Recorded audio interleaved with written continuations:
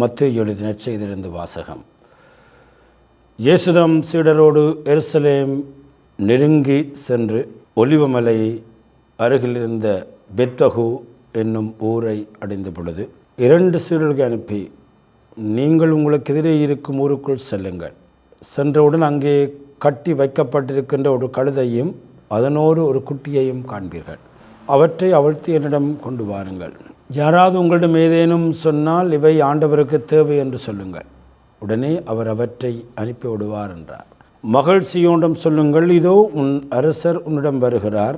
அவர் எளிமையுள்ளவர், கழுதை மேல் ஏறி வருகிறார். கழுதை குட்டியாகிய மரியின் மேல் அமர்ந்து வருகிறார் என்று இறைவாக்கினர் உரைத்தது நிறைவேற இவ்வாறு நிகழ்ந்தது. சீடர்கள் போய் இயேசு தங்களுக்கு பணித்தபடியே செய்தார்கள். அவர்கள் கழுதையும் குட்டியையும் ஓட்டி கொண்டு வந்து அவற்றின் மேல் தங்கள் மேலுடைகளை போட்டு இயேசுவை அமர செய்தார்கள். பெருந்திரளான மக்கள் தங்கள் மேலுடைகளை வழியில் விரித்தார்கள். வேறு சிலர் மரங்களிடையே கிளைகளை வெட்டி வழியில் பரப்பினர்.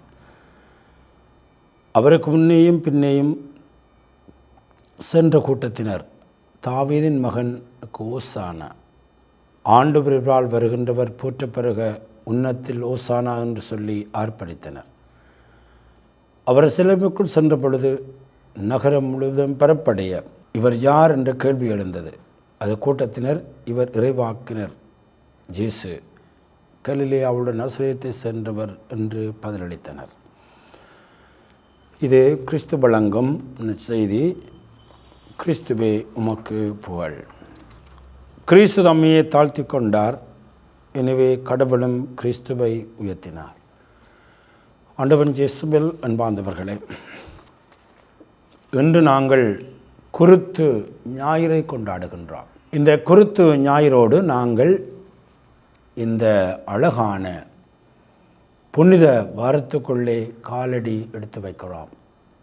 ஆகவே கிறிஸ்தவர்களாகிய எங்களுக்கு இந்த ஞாயிற்றுக்கிழமை ஒரு மிக முக்கியமான ஞாயிற்றுக்கிழமை. இந்த நாளோடு ஒரு அழகான, பரிசுத்தமான, புனிதமான இயேசுவல் பாடுகள், மரணம், உயிர்ப்பு என்றை சிந்திக்கின்ற அந்த வாரத்துக்குள்ளே போகிறோம். ஆகவே இன்றைய இந்த குருத்தோலை ஞாயிறு எப்படி இந்த புனித வாரத்துக்குள்ளே நுழைய வேண்டும் என்கின்ற ஒரு அழகான ஆன்மீக சூழ்நிலையை நமக்கு எடுத்து தருகிறது. அதாவது இயேசு எளிமையாக தன்னுடைய வாழ்க்கையிலே ஒரு கழுதை மேல் ஏறி ஒரு வெற்றி பவனி போடுகின்ற அந்த காட்சியை இன்றைக்கு திருச்சபை எங்களுக்கு தருகிறது. ஆகவே தான் இன்றைக்கு நாங்கள் எங்களுடைய வாழ்க்கையிலே கிறிஸ்து கொண்டிருந்த மனநிலையோடு தான் இந்த பரிசுத்த வாரத்துக்களை நாங்கள் போக வேண்டும். கிறிஸ்து கொண்டிருந்த மனநிலை என்ன என்பதைத்தான் இன்றைக்கு நாங்கள் சிந்திக்க அழைக்கப்படுகிறோம். ஆப்பிரிக்க தேசத்தில் சும்மி மொரிஸ் என்கின்ற ஒரு மிக பெரும் மேதை, கல்வி மேதை ஒருவர் இருந்தார். அவர் எந்த அளவுக்கு கல்வி மேதையாக இருந்தார் என்றால், அமெரிக்காவில் இருக்கின்ற டெய்லர் யூனிவர்சிட்டி, அமெரிக்காவிலே இந்தியானாவில் இருக்கின்ற டெய்லர் யூனிவர்சிட்டி அவருக்கு ஒரு பெரும் பதவியை கொடுத்தது. எங்களுடைய இந்த பல்கலைக்கழகத்திலே நீங்கள் வந்து படிப்பிக்க வேண்டும், இந்த பல்கலைக்கழகத்தில் நீங்கள் வந்து படிப்பது உங்களுக்கு பெருமையல்ல, இந்த பல்கலைக்கழகத்துக்கு பெருமை என்று சொல்லி அவருக்கு ஒரு உயர் பதவியை கொடுத்தது. அவரும் அந்த அழைப்பு ஏற்று அமெரிக்காவுக்கு வருகிறார். அப்படி அந்த யூனிவர்சிட்டிக்கு வந்த பொழுது அங்கே இருக்கின்ற அந்த யூனிவர்சிட்டிக்கு பொறுப்பானவர் வந்து சொல்லுகிறார், உங்களுக்கு எப்படியான அறை எங்களுக்கு வேணும், இந்த யூனிவர்சிட்டியில் இருக்க பலவிதமான அறைகளுக்கு உங்களுடைய விருப்பங்கள் என்ன, ஒரு விஐபியாக ஒரு நல்ல ஒரு அறையை உங்களுக்கு தரணும், என்ன வசதியோடு எப்படி இருக்க வேண்டும் என்று கேட்ட பொழுது அவர் சொன்ன அந்த பதில் அந்த யூனிவர்சிட்டி தலைவரையே தடுமாற வைத்தது, ஆச்சரியப்பட வைத்தது. அவர் சொன்ன பதில் இதுதான், யாருமே தங்க விரும்பாத ஒரு சாதாரண அறை இருந்தால் அந்த அறையை எனக்கு தாருங்கள், எனக்கு பெரிய பெரிய அறைகள் ஒன்றும் வேண்டாம். சிலவில் இந்த பல்கலைக்கழகத்துக்கு ஆக்கள் வந்திருப்பினும் வந்து போட்டு ஒரு அறையை கொடுக்க இதுதான அறை என்று சொல்லி அதை விட்டு போயிருப்பினும், யாருமே தங்க விரும்பாத ஒரு அறை இருந்தால் அந்த அறையை எனக்கு தாருங்கள், அதுவே போதும் என்று சொன்னார்.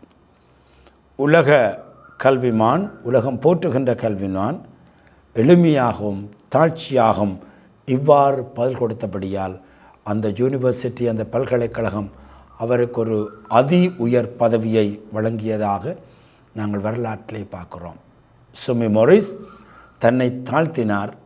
அவருக்கு மிக பெரும் பதவி இந்த ஆங்கில அந்த யூனிவர்சிட்டியிலே கொடுக்கப்பட்டது. ஆண்டவன் இயேசுவின் பாந்தவர்களே, இன்றைக்கு நாங்கள் இதைத்தான் கற்றுக்கொள்ள அழைக்கப்படுகிறோம். இன்றைய இந்த முதல் வாசகத்திலே நாங்கள் பார்க்கிற பொழுது முதல் வாசகம் சொல்லுகிறது, இதோ உன்னுடைய அரசர் வருகிறார். சக்கரியாஸ் இறைவாக்கர் 9:9 சொல்லப்படுகின்ற வார்த்தைகள். இதோ உன்னுடைய அரசர் வருகிறார், அவர் எளிமையுடையவர், கழுதையின் மேல் ஏறி வருகிறார், கழுதை குட்டியாகிய மறியின் மேல் அமர்ந்து வருகிறார் என்று சொல்லப்படுகிறது. அவர் எளிமையுடையவர், கழுதையின் மேல் ஏறி வருகின்றார். அன்பார்ந்தவர்களே, இந்த கழுதையை நாங்கள் சிந்தித்து பார்க்க வேண்டும். ஏன் இயேசு இந்த கழுதையின் மேல் என்று ஏறி வருகின்ற ஒரு பவனியை பார்க்கிறோம். வளமேலே ஒரு வெற்றி பவனி என்றார். ஒரு பெரிய ஒரு நாட்டை அங்கே வெற்றி கொள்ளுகிற பவனி என்றால் அவர்கள் குதிரையிலே வருவார்கள். குதிரை என்பது ஒரு பலம், குதிரை என்பது ஒரு அடிபாட்டுக்கு சமன், ஆணவத்துக்கு சமன், அல்லது போனால் என்னிடம் வல்லமை இருக்கிறது என்று கொக்கரிக்கின்ற ஒரு நிலைப்பாடு தான் ஒரு குதிரையிலே இருக்கும். ஆனால் கழுதை என்று சொல்வது மிக பணிவு, மிக எளிமை. ஆகவே இறைவாக்கினர் சக்கரியா சொன்னது போல இயேசு என்று பணிவோடு வருகிறார், எளிமையோடு வருகிறார். அந்த எளிமை எப்படி இருக்கும் என்று சொன்னால், அந்த தாழ்ச்சி எப்படி இருக்கும் என்றால், இந்த முதல் வாசகத்தை நாங்கள் வாசிக்கணும். 50ஆம் அதிகாரம், எசேயா புத்தகம் 50ஆம் அதிகாரம் 4 தொடக்கம் 7 3 வசனங்கள்ல அது எசேயாவிலே 4 பாடல்கள் இருக்கின்றன. இந்த மெசியாவை பற்றிய 4 பாடல்கள், துன்புறுகின்ற ஊழியனை பற்றிய 4 பாடல்கள் இருக்கின்றன. எசேயா இறைவாக்கர் 4 பாடல்களை தருகிறார். அதிலே 3வது பாடல் தான் இன்றைய எசேயா இறைவாக்கருடைய பாடல். அந்த பாடலிலே இயேசு எப்படியான ஒருவர் இயேசு என்பதை வெளிப்படுத்துகிறார். அவர் சொல்லுகிறார், ஆண்டவராகிய என் தலைவர் கற்றோரின் நாவை எனக்கு அளித்துள்ளார், காலைதோறும் அவர் என்னை தட்டி எழுப்புகிறார், கற்போர் கேட்பது போல நானும் செவி கொடுக்க செய்கிறார். அப்போ அவர் ஒரு பெருமைப்படுறவர் அல்ல, அவர் செவி கொடுக்கிறார், செவி மடுக்கிறார். இறைவனுக்கு செவி மடுக்கின்ற ஒரு துன்புறும் ஊழியன் தான் இயேசு. இது நாங்கள் சமூகத்தொடர் வானிலை செவி கொடுப்பது நாங்கள் பார்க்கிறோம். இயேசுடைய அடிப்படை பண்பு பரமதந்தைக்கு செவி கொடுக்கிறார். ஆகவே அவர் செவி கொடுத்தது மாத்திரமல்ல, அவர் கீழ்ப்படுகிறார். பரமதந்தை சொல்லுகிறார், உடைய சிலுவையின் வழிதான் உனக்கு நான் தந்திருக்கிற பணி என்று சொல்லுகிற பொழுது அவர் செவிமடுத்தார், அவர் கீழ்ப்படிந்தார், அவர் தன்னுடைய வாழ்க்கையிலே தன்னை தாழ்த்தினார், விட்டு கொடுத்தார். எப்படி விட்டு கொடுத்தார் என்றால், அடிப்போருக்கு என் முதுகையும் தாடியை பிடுங்குவோருக்கு என் தாடையையும் ஒப்புவித்தேன். ஐ சரண்டர்ட் மை செல்ஃப். ஒன்றை நான் அங்கே வன்முறை பிரயோகிக்கவில்லை, என்னை நான் முட்டுக் கொடுப்பேன். நிந்தனை செய்வோருக்கும் காளி முறுவோருக்கும் என் முகத்தை மறைக்கவில்லை. அவர்கள் என்னை காரி உமிழ்ந்தார்கள், நிந்தனை செய்தார்கள், அவர்களுக்கு ஒன்றை மறைக்கவில்லை. ஆனால் ஆண்டவராகிய என் தலைவர் எனக்கு துணை நிற்கிறார். இதுதான் இந்த பரிசுத்த வாரம் சொல்லுகிறது. இயேசுடைய மனநிலை என்னவென்றால் தாட்சி தான் அவருடைய மனநிலை. ஆகவே 2வது வாசகத்திலே திருத்தூதர் பவுல் பிலிப்பியருடைய திருமுகத்திலே 2ஆம் அதிகாரத்திலே 6 தொடக்கம் 11 அவர் அழகாக இந்த தாழ்ச்சியை பற்றி சொல்லுகிறார். 5ஆம் அதிகாரத்திலே சொல்லுகிறார், கிறிஸ்து கொண்டிருந்த மனநிலையே உங்களிடம் இருக்கட்டும் என்று சொல்லுகிறார். அப்போ நாங்கள் இன்றைக்கு இந்த பரிசுத்த வாரத்துக்குள்ள போய்க்கல இந்த மனநிலையோடு போகணும். இந்த கிறிஸ்து கொண்டிருந்த மனநிலை அதைத்தான் சிந்திக்க வேண்டும். இல்லை என்றால் இந்த பரிசுத்த வாரம் அர்த்தமற்றது. கிறிஸ்து கொண்டிருந்த மனநிலையே உங்கள் இருக்கட்டும். ஒரு பெரிய சிப்பி செய்கின்ற ஒருவர் அவரிடம் போய் கேட்கிறார்கள், எப்படி இந்த இயேசுநாவுடைய இந்த சுரூபத்தை அழகாக வர்ணித்திருக்கிறீர், அழகாக செய்திருக்கிறீர், எப்படி இந்த இயேசுடைய சுரூபத்தை செய்தீர் என்று சொன்ன பொழுது அவர் சொன்னாராம், ஒரு பெரும் கல் எடுத்து அதில் கிறிஸ்து எது இல்லையோ எல்லாவற்றையும் களைந்து கொண்டேன்.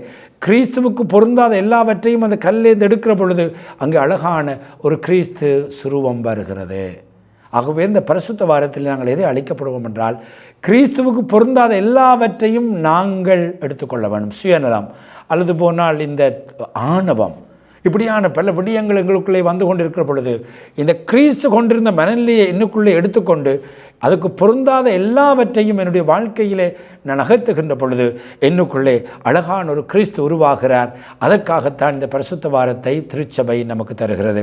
ஆகவேதான் கிறிஸ்து கொண்டிருந்த மனநிலையை நீங்கள் கொண்டிருங்கள் என்று சொன்ன விற்பாடு புனித பவுல் 6 தொடக்கம் 8 வரை அவருடைய தாழ்ச்சியை சொல்லுகிறார். அவருடைய தாழ்ச்சி எப்படி? கடவுள் வடிவில் விளங்கியவர் கடவுளுக்கு இணையாக நிலைந்து நிற்கும் வலிமையை வலிந்து பற்றி கொறுக்க வேண்டியதொன்றாக கருதவில்லை. எங்களுக்கு கடவுள் ஒன்றை தந்துட்டாங்கன்னா அதை பற்றி பிடிச்சு கொண்டே விரும்பும். அதை விடுறது எங்களுக்கு கஷ்டம். எங்களுடைய வாழ்க்கையிலே நாங்கள் ஒரு பணமாக இருக்கலாம், பதவியாக இருக்கலாம், பொருளாக இருக்கலாம், ஏதாவது ஒன்றை ஆண்டவர்களை தந்துட்டார் என்றால் அதை விட்டு கொடுப்பதற்கு நாங்கள் கஷ்டப்படுறோம். அதை வலிந்து பிடித்து கொண்டிருப்போம். ஆனால் இயேசு இந்த தெய்வீக நிலையை, உயர்ந்த நிலையை, கடவுளுக்கு இணையாக இருக்கிற அந்த நிலையை வலிந்து பற்றி கொள்ளவில்லை. அப்படியே லெட் இட் கோ அப்படி விட்டார். அது மாத்திரமல்ல, அவர் எப்படி என்றால் தம்மையை வெறுமையாக்கி அடிமையின் வடிமை ஏற்று மனிதருக்கு ஒப்பானார். மனித உருவில் தோன்றி சாவை ஏற்கும் அளவுக்கு, சிலுவை சாவை ஏற்கும் அளவுக்கு தன்னையே தாழ்த்தி கொண்டார். 6 தொடக்கம் 8 நாங்கள் இந்த பரிசுத்த வாரத்திலே நாங்கள் பின்பற்றி கொள்ள வேண்டும். அவர் எப்படி தாழ்த்தினார் என்றால் தன்மை வெறுமையாக்கினார், அடிமையைப் போல மாறினார், மனிதனுக்கு ஒப்பானார், சாவை ஏற்றுக்கொண்டார், அதுவும் சிலுவை சாவையை ஏற்றுக்கொண்டார். 6 தொடக்கம் 8 இது டிசெண்ட், கீழே போவது. நாங்கள் எவ்வளவுக்கு கீழே போகிறோம், கீழே போகிற பொழுது கீழே போவதில்லை. நீ கீழே போகிற பொழுது மேலே எழுகிறாய். அசெண்ட், டிசெண்டிங் அண்ட் அசெண்டிங் இந்த பரிசுத்த வாரத்திலே மிக முக்கியமானது. கீழே நாங்கள் போக வேண்டும். கீழே போகிற பொழுது தான் மேலே போக முடியும். ஆகவே தான் 9 தொடக்கம் 11 அசெண்டிங். நாங்கள் வெறுமையாக்குற பொழுது, எங்களையே விட்டு கொடுக்கிற பொழுது கடவுள் எங்களை உயர்த்தி கொண்டே போவார். ஆகவே தான் கடவுளும் அவரை மிகமாக உயர்த்தி எப்பொழுதுக்கு மேலான பெயரை அவருக்கு அளித்தார். ஆகவே தான் விண்ணுலகோர் மண்ணுலகோர் எனவரும் அவரிடம் மண்டியிடுவர். இயேசு கிறிஸ்து என்று எல்லா நாவுமே அறிக்கடும். இயேசு அப்படியே விண்ணகத்திலும் மண்ணகத்திலும் பெரும் மீட்பராக இருக்கிறார் என்றால் அவர் தன்னை தாழ்த்தினார். ஆகவே தான் அன்பார்ந்தவர்களே, இன்றைக்கு ஒரு பாரடாக்ஸ். நீ தாழ்த்துகிற பொழுது உயர்த்தப்படுவாய். இன்றைக்கு நாங்கள் 2 வித்தியாசமான சிந்தனைகள், அதாவது இந்த தாழ்ச்சி உயர்த்தி, சாவு உயிர்ப்பு, இது 2ம் முரண்பாடு போல தோன்றுகிறது. ஆனால் இந்த தாழ்ச்சி ஊடாகத்தான் உயர்ச்சி உண்டு, சாவினூடாகத்தான் உனக்கு வாழ்வு உண்டு என்பதை இன்றைய வாசகங்கள் நம்முடைய வாழ்க்கையிலே மிக தெளிவாக சொல்லுகின்றன. அன்பார்ந்தவர்களே, இன்றைக்கு நாங்கள் பார்க்கிறோம் என்னவென்றால் குதிரையிலே போவதற்குத்தான் மக்கள் விரும்புகிறார்கள். எப்படி என்றால் அடிபாடு, என்னுடைய பலத்தை நான் காட்ட வேண்டும், நான் விட்டு கொடுக்க மாட்டேன், யார் என்பதை காட்டுவேன் என்கின்ற நிலைகளை நாங்கள் பார்க்கிற பொழுது உலகமே இன்றைக்கு பிச்சைக்கார உலகமாக மாறிக்கொண்டிருக்கிறது. அமெரிக்காவும் இஸ்ரேலும் ஒருபுறமாக இருக்க, இந்தியாவில் ஈரானும் அதோடு சேர்ந்த நாடுகளும் இருக்க, ஈரான் சொல்லுகிறது நாங்கள் விட்டு கொடுக்க மாட்டோம், நாங்கள் பாடம் புகட்டுவோம், நாங்கள் யார் என்பதை மிக விரைவிலே காட்டுவோம் என்று ஒரு பெரும் போருக்கு ஆயத்தமாகிற பொழுது, அமெரிக்காவும் இஸ்ரேலும் சொல்லுகிறது எங்களுடைய பலத்தை நாங்கள் காட்டுவோம் என்று ஒரு படைப்பலம், ஈகோ 2 பக்கமும் இருக்க, இன்றைக்கு இந்த சண்டை இன்றைக்கு ஒரு மாதத்தை எட்டுகின்ற ஒரு நிலையை எட்டுகின்ற பொழுது இன்றைக்கு உலகம் இன்றைக்கு ஒரு பெரும் பஞ்சத்தை நோக்கி போய்கொண்டிருக்கிறது என்று சொல்லப்படுகிறது. இன்றைக்கு பல நாடுகளில் யூனிவர்சிட்டியெல்லாம் க்ளோஸ் பண்ணி கொண்டு போகிறார். பல நாடுகளில் இன்றைக்கு அவசர கால சட்டம் பிறப்பிக்கப்படுகிறது. பல நாடுகள் இந்த எரிபொருள் இல்லாமல் எப்படி நாங்கள் கையாளப் போகிறோம் என்று பல நாடுகள் சிந்தித்து கொண்டிருக்கின்றன. இலங்கையில் கூட எல்லாம் விலை கூடிவிட்டது.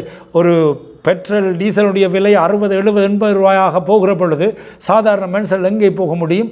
அவ்வாறு இருக்கிற பொழுது அரிசி எல்லாமே 100 ரூபாண்டெல்லாம் எல்லாத்தாலையும் கூடிக்கொண்டு போகிற பொழுது ஏழ்மையிலே வாழுகிறவர், சாதாரண சம்பளத்தை எடுத்து வாழுகிறவர்கள் எல்லாம் மிக மிக வறுமைக்குள்ளே தள்ளப்பட்டு கொண்டிருக்கிற பொழுது இன்று வறுமை மாத்திரமல்ல, களவுகள் எல்லாம் கூட போகிறது. பலவிதமான விடயங்களை பற்றி பேசி கொண்டிருக்கிறார்கள். அடிப்படையில் என்ன பிரச்சனை?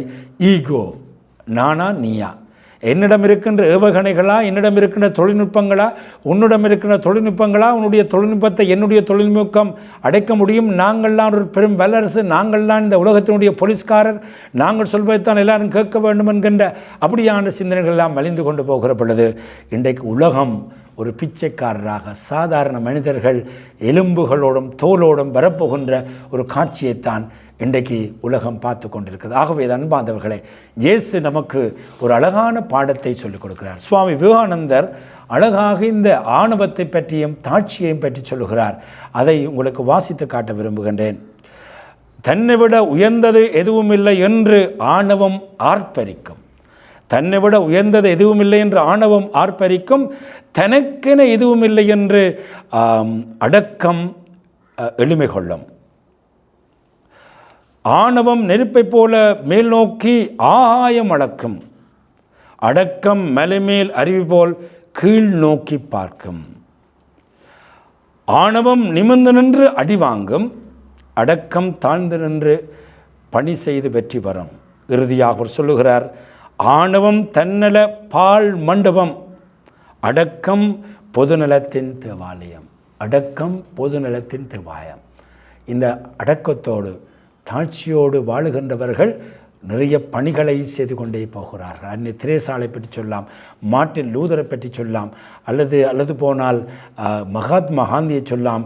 இந்த உலகத்தினுடைய இறைமகனாக வந்த இயேசு எங்களுக்கு ஒரு முன்னுதாரணமாக இருக்கிறார். ஆகவே அன்பார்ந்தவர்களே, இந்த தவக்காலத்துக்குள்ளே உச்சக்கட்டத்துக்குள்ளே பரிசுத்த வார்த்தைக்குள்ளே போகிற பொழுது இயேசு மிக எளிமையாக ஒரு கழுதையிலே வந்து சொல்லுகிறார், நான் ஒரு வெற்றி வீரர் தான், ஆணவத்தம் அடக்க முறையல்ல, நான் குதிரையிலே வரவில்லை, எளிமையாக வந்தேன், எளிமையாக என்னுடைய வாழ்வை கொடுக்க வந்தேன், பெறுவதற்காக அல்ல, என்னுடைய அன்பு கொடுக்கிற அன்பு, தற்கொடை அன்பு, அந்த அன்பு ஊடாகத்தான் இந்த உலகத்தை மீட்டேன், அதை நீ கற்றுக்கொள்ள வேண்டும்.